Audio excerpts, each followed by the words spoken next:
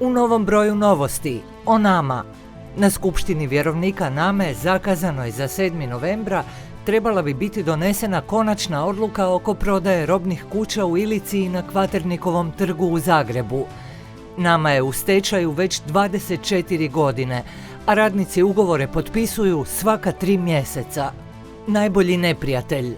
Aleksandru Vukičeviću, koji je kao 19-godišnjak ranjen u Oluji, odbijen je zahtjev za status civilne žrtve rata pod obrazloženjem da je bio pomagač neprijatelja. Već 1996. odazvao se na regrutaciju za Hrvatsku vojsku.